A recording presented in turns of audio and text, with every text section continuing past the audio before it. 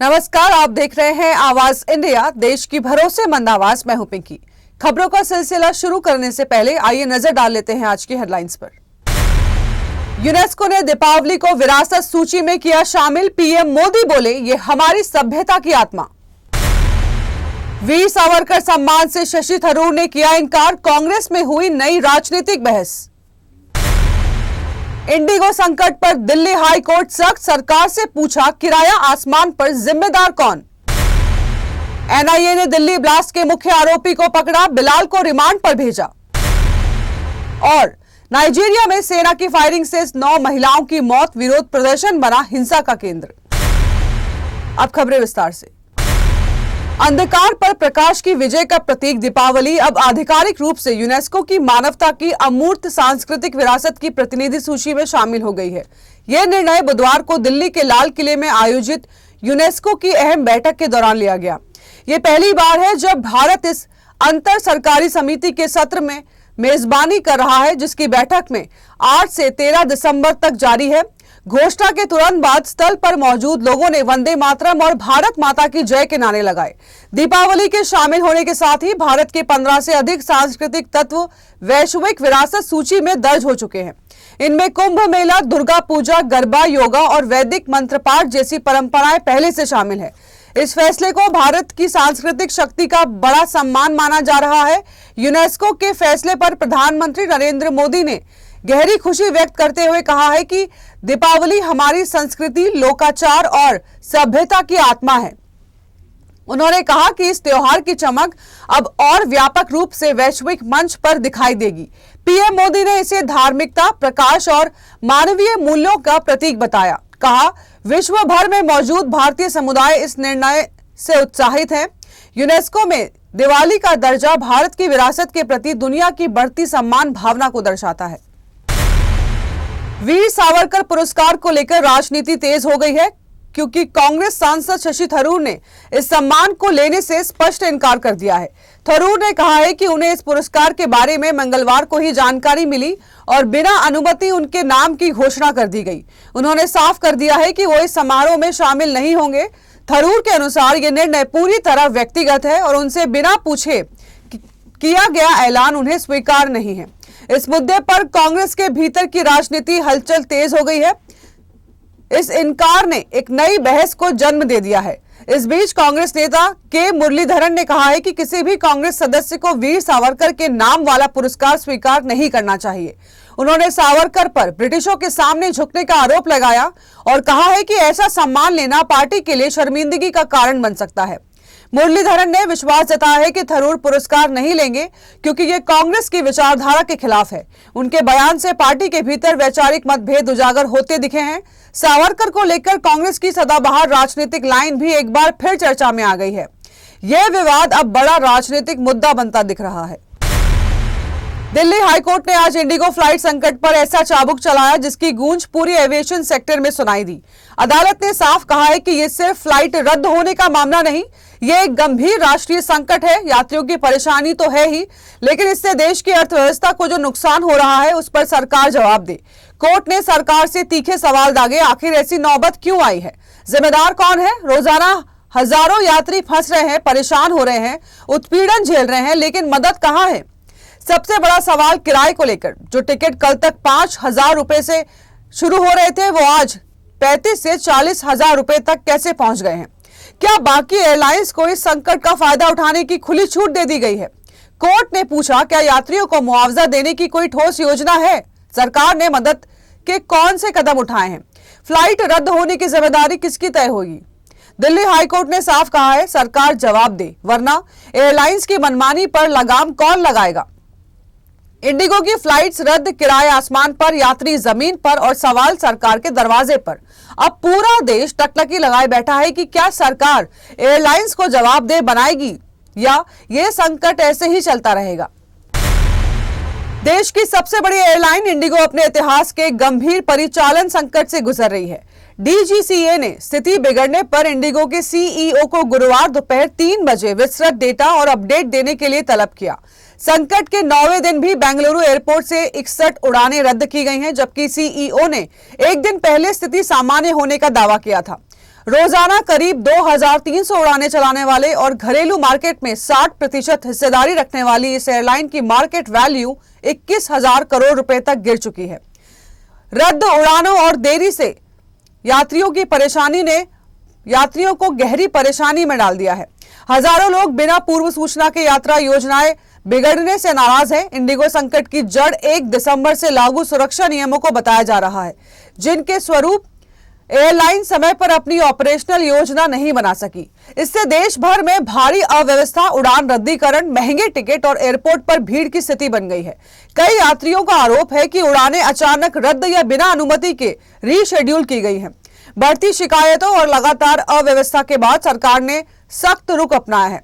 DGCA ने CEO और COO को शो कॉज नोटिस जारी किया है। टिकट किराए पर कैप लगाया गया है और विंटर शेड्यूल में 10% उड़ानें घटाने का आदेश दिया है। इससे रोजाना लगभग 220 उड़ानें कम होंगी। सरकार का कहना है कि यह कदम इंडिगो का संचालन स्थिर करने और यात्रा संकट को कम करने के लिए जरूरी है। नाइजीरिया के अदामावा राज्य में सेना की फायरिंग से बड़ा हत्याकांड सामने आया है। लामुर्दे इलाके में महिलाओं ने सांप्रदायिक झड़पों के दौरान सेना की कार्रवाई के विरोध में सड़क पर प्रदर्शन किया था। गवाहों के अनुसार जब महिलाओं ने सेना को रास्ता देने से मना किया तो सैनिकों ने सीधे गोलीबारी शुरू कर दी।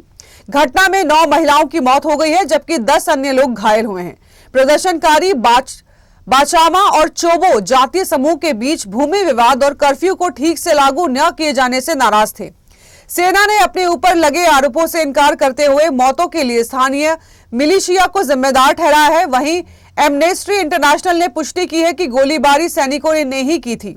आपको बता दें कि नाइजीरिया में ऐसी घटनाएं नई नहीं है। इससे पहले भी सुरक्षा बलों पर विरोध प्रदर्शन में अत्यधिक बल प्रयोग का आरोप लगता रहा है। 2020 में पुलिस क्रूरता के खिलाफ लागोस में हुए विरोध में भी सैनिकों की गोलीबारी से कई लोग मारे गए थे। ताजा घटना उस समय हुई जब सेना अमेरिकी राष्ट्रपति डोनाल्ड ट्रंप की जांच के दायरे में है, जिन्होंने आरोप लगाया था कि सुरक्षा बल धार्मिक समुदाय को पर्याप्त सुरक्षा नहीं दे रही। स्थानीय लोगों के अनुसार हिंसा से ईसाई और मुस्लिम दोनों ही प्रभावित हैं। एक पीड़ित महिला ने बताया है कि उसकी बेटी को भी सैनिकों ने गोली मारी। उसने कहा कि सैनिकों ने पहले हवा में फायर किया और फिर सीधे प्रदर्शनकारियों को निशाना बनाया। एमनेस्टी इंटरनेशनल ने इन हत्याओं की स्वतंत्र जांच और दोषियों को कड़ी सजा देने की मांग की है। वक्त हो चला है एक छोटे से ब्रेक का।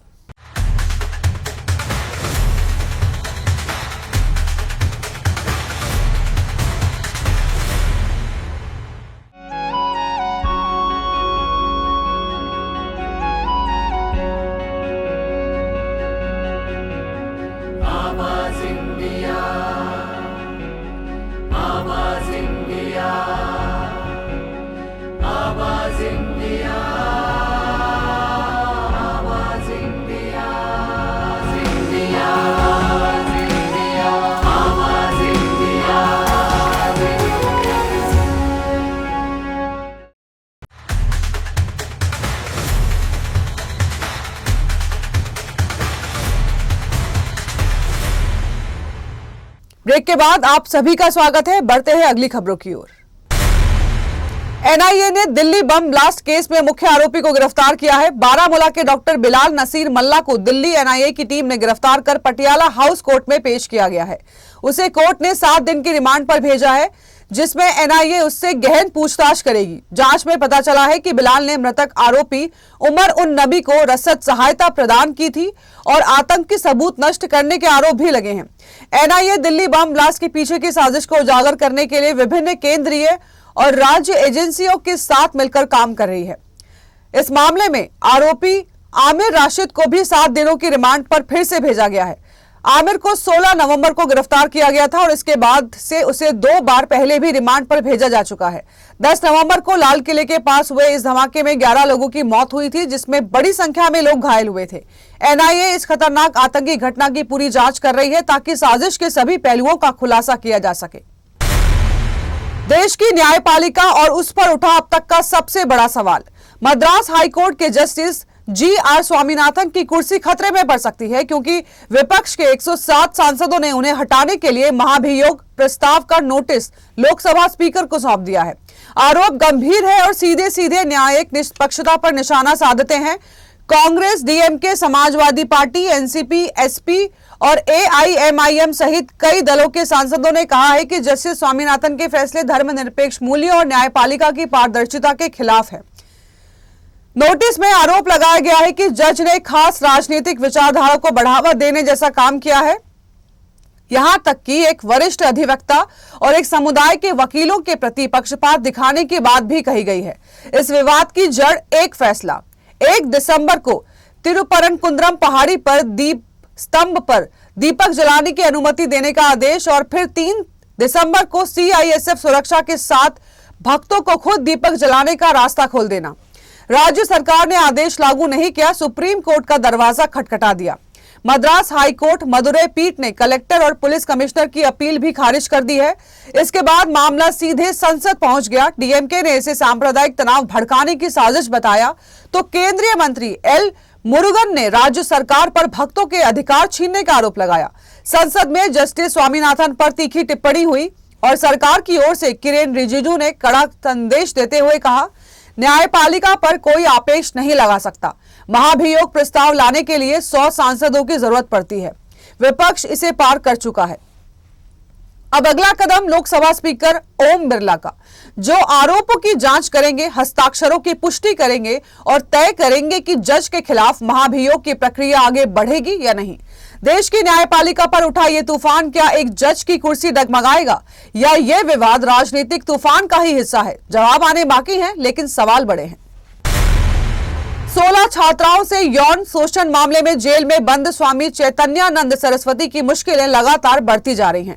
पटियाला हाउस कोर्ट ने उन्हें फर्जी डिप्लोमेटिक नंबर प्लेट के इस्तेमाल के आरोप में 14 दिन की न्यायिक हिरासत में भेज दिया है। यह आदेश उनकी 1 दिन की पुलिस हिरासत पूरी होने के बाद सुनाया गया। कोर्ट में पेशी के दौरान बताया गया कि स्वामी अपनी गाड़ी पर नकली डिप्लोमेटिक नंबर प्लेट लगाकर घूमते थे। उनका उद्देश्य खुद को प्रभावशाली दिखाना और कानूनी कार्रवाई से बचना बताया गया। पुलिस ने इसे जानबूझकर किया गया प्रयास बताया गया है। स्वामी को सितंबर में आगरा से गिरफ्तार किया गया था। जांच के अनुसार स्वामी लंबे समय से फर्जी डिप्लोमेटिक नंबर प्लेट लगाकर कानून का मजाक उड़ाते रहे। वे दिल्ली के स्वामी चैतन्यानंद मैनेजमेंट इंस्टीट्यूट के चेयरमैन रह चुके हैं, जहां की 16 छात्राओं ने उनके खिलाफ यौन शोषण, छेड़छाड़ और दुराचार के गंभीर आरोप लगाए हैं। पुलिस ने इन आरोपों से अलग डिप्लोमेटिक प्लेट मामले में भी एक नया केस दर्ज किया है। सोमवार को उन्हें 1 दिन की पुलिस हिरासत में पूछताछ के लिए भेजा गया था। दस्तावेजों की जांच के बाद मंगलवार को कोर्ट ने 14 दिन की न्यायिक हिरासत का आदेश दिया है। कोर्ट ने मामले को गंभीर मानते हुए पुलिस को जरूरी सबूत प्रस्तुत करने के निर्देश दिए हैं। वर्तमान में उनके खिलाफ 2 केस समांतर रूप से चल रहे हैं। मध्य प्रदेश के सागर जिले में आज सुबह नेशनल हाईवे 44 पर बांदरी के पास एक भीषण सड़क हादसा हो गया। यहां तेज रफ्तार कंटेनर और पुलिस के BDDS वाहन की आमने सामने से टक्कर हुई। हादसा इतना भयानक था कि पुलिस वाहन पूरी तरह क्षतिग्रस्त हो गया। दुर्घटना में 4 जवानों की मौके पर ही मौत हो गई है, जबकि एक जवान गंभीर रूप से घायल है। ये BDDS टीम बालाघाट में नक्सल विरोधी ड्यूटी पूरी कर वापस मुरैना लौट रही थी। सूचना पर पुलिस मौके पर पहुंची और घायल जवान को तुरंत अस्पताल में भर्ती कराया गया। घटना में BDDS टीम का डॉग सुरक्षित बताया गया है। हादसे ने पूरे पुलिस विभाग को शोक में डाल दिया। जानकारी के अनुसार BDDS वाहन झुंझुनू घाटी से गुजर रहा था जब सामने से आ रहे कंटेनर ने उसे टक्कर मार दी। टक्कर इतनी भीषण थी कि ड्राइवर सहित कई जवान वाहन के अंदर ही फंस गए। पुलिस ने JBC की मदद से वाहन की बॉडी काटकर शवों को बाहर निकाला। मृतकों में मुरैना निवासी जवान प्रधुमन दीक्षित, अमन कौरव, चालक परमलाल तोमर शामिल है, जबकि चौथे मृतक विनोद शर्मा भिंड के निवासी हैं। हादसे में घायल आरक्षक राजीव चौहान का इलाज जारी है। वहीं मुख्यमंत्री मोहन यादव ने पोस्ट कर हादसे पर गहरा शोक व्यक्त किया है। उन्होंने दिवंगत पुलिसकर्मियों को श्रद्धांजलि दी और परिजनों के प्रति संवेदना जताई। पुलिस अब हादसे की जांच में जुटी है। नागपुर में सुबह तेंदुए का ऐसा आतंक देखने को मिला जिसने पूरे पारडी इलाके को दहशत में डाल दिया है। सुबह के करीब 7 बजे लोगों की रोजमर्रा की शुरुआत से पहले गलियों में घूमते इस खूंखार तेंदुए को देखकर पूरे मोहल्ले में अफरा-तफरी मच गई। तेंदुआ अचानक रिहायशी इलाकों में घुस गया। एक गली से दूसरी गली और फिर एक घर से दूसरे की घर और भागता हुआ दिखाई दिया और रास्ते में जो भी मिला उस पर हमला करता चला गया। इसी बीच 7 लोग इस हमले का शिकार बने हैं, जिनमें एक महिला भी शामिल है। सभी को तुरंत अस्पताल पहुंचाया गया, जहां उनका इलाज जारी है। घटना की शुरुआत तब हुई जब तेंदुआ सीधे एक मकान में घुस गया। लोग जान बचाकर बाहर भागे। चीख पुकार सुनकर आसपास के घरों से लोग बाहर निकलने लगे और देखते ही देखते पूरा क्षेत्र लोगों की भीड़ से भर गया। लेकिन यह भीड़ रेस्क्यू टीम के लिए सबसे बड़ी चुनौती बन गई। तेंदुआ एक घर से निकलकर दूसरे घर में कूदता, बाउंड्री तोड़ता और लगातार हमला करता रहा। इलाके में दहशत का माहौल है और वन विभाग की टीमें तेंदुए को पकड़ने के लिए जाल बिछा रही हैं। लेकिन सवाल यह है कि आबादी के बीच जंगली जानवरों की एंट्री क्यों बढ़ रही है? क्या जंगलों की कमी या शहरीकरण की रफ्तार? इन खतरनाक मुठभेड़ों का असली कारण क्या है? फिलहाल मिली जानकारी के अनुसार रेस्क्यू ऑपरेशन चलाया गया है और कड़ी मशक्कत के बाद तेंदुए को रेस्क्यू किया गया है। तो देश और दुनिया की बड़ी खबरों में फिलहाल के लिए इतना ही। जुड़े रहिए आवाज इंडिया के साथ, जल्द होगी मुलाकात। तब तक के लिए नमस्कार।